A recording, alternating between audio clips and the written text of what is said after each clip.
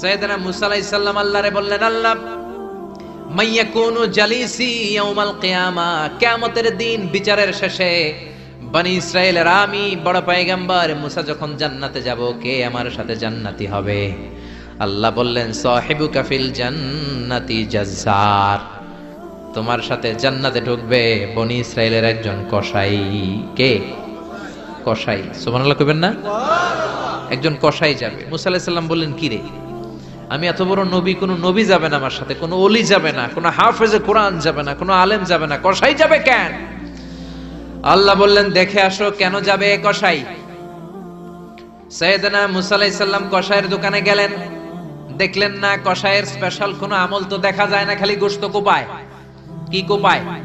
সারাদিন গোশত বিক্রির পরে বিকেল বেলা সবচেয়ে চমৎকার গোশতের একটা টুকরা নিয়ে কসাই দোকান বন্ধ করে বাড়িতে যায়। সাইয়েদনা মুসা আলাইহিস সালাম ছদ্মবেশে কসাইয়ের পেছনে পেছনে যায়। কসাই ঘরে ঢুকার পরে সাইয়েদনা মুসা আলাইহিস সালাম ঘরে নক করা শুরু করলেন। কসাই দরজা খুলে দেওয়ার পর সাইয়েদনা মুসা আলাইহিস সালাম পরিচয় গোপন করে বলে, আমি একজন মুসাফির, আজকে রাতে আপনার ঘরে থাকতে চাই। কসাই বলে, আহলান সাহলান মারহাবান তাইয়্যিবা, আসেন থাকেন, কোনো সমস্যা নাই, পাশের ঘরে বসেন, ওই ঘরে আমার একটু কাজ আছে। পাশের ঘরে যে মাচা থেকে একটা বৃদ্ধা মহিলাকে নামিয়ে নিজ হাতে গোসল করিয়ে গোশত কেটে রান্না করে রুটি দিয়ে মহিলাটারে খাওয়ানোর পর মহিলাটা হাতের মধ্যে আঁচলটা টেনে চোখের পানি ছেড়ে বিড়বিড় করে কি যেন দোয়া করে। সাইয়েদনা মুসা আলাইহিস সালাম শুনতে পেলেন না।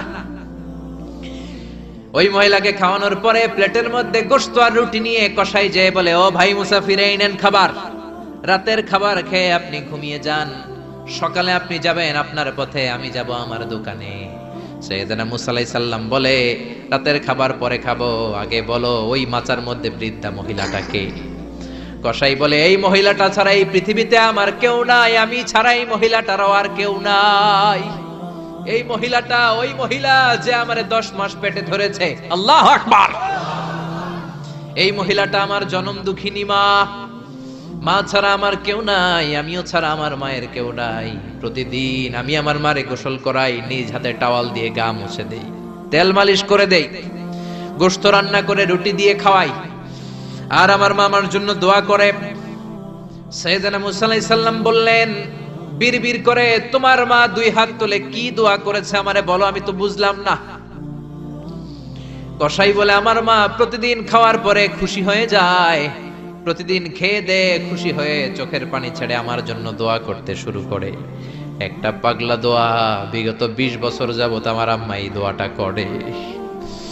আমি জানি এই দোয়া কোনোদিনই আল্লাহর কাছে কবুল হবে না। সাইয়েদনা মুসা আলাইহিস সালাম বললেন, ও ভাই বলোই না কি দোয়া করে, আমারে বলো বলো। কসাই বলে, আমার মা বলে, আল্লাহুম্মা জাআল ইবনি জালিসা মুসা ইয়াউমাল কিয়ামাহ। খাওয়ানোর পরে খুশি হয়ে হাত তুলে আমার মা বলে, আল্লাহ আমি আমার ছেলের খেদমতে এত খুশি, আমার ছেলের জন্য আমি হাত তুলে দোয়া করে দিলাম। শুনেছি এই জামানার বড় পয়গম্বর, বনি ইসরাইলের সবচেয়ে বড় পয়গম্বর হলো মুসা। আমার ছেলে কিয়ামতের দিন বিচার শেষে মুসা যখন জান্নাতে যাবে, আমার ছেলেরও মুসা নবীর সাথে তুমি জান্নাতে ঢুকাইয়া দিও। মুসা নবী যখন জান্নাতি হবে, আমার ছেলেরও ঢুকাইয়া দিবা। দোয়া করতে দেরি, কবুল হতে। মুসা আলাইহিস সালাম বললেন, ঘটনা তো এইখানে, কানেকশনটা তো এই জায়গায়। এই কসাই তো এমনি এমনি আমার সাথী হবে না, এটা মায়ের দোয়ার বরকত। চিল্লা এখন ঠিক কিনা?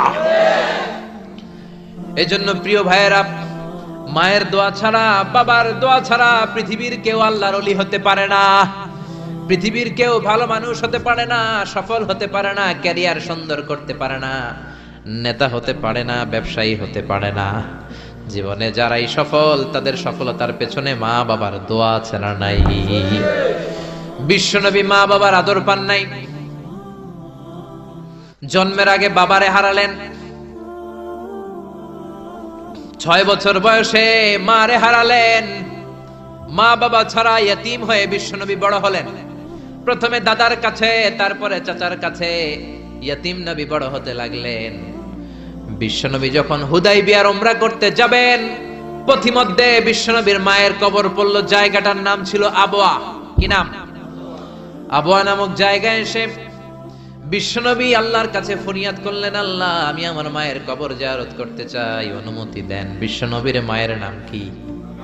তোরা দেখে যা আমিনা মায়ের কোলে, মধু পূর্ণিমারি শেথা চাঁদ দোলে, যেন উষার কোলে রাঙা রবি দোলে। তোরা দেখে যা আমিনা মায়ের কোলে, কুল মখলুকে আজি ধ্বনি উঠে কে এলোই, কালেমা শাহাদাতের বাণী ঠোঁটে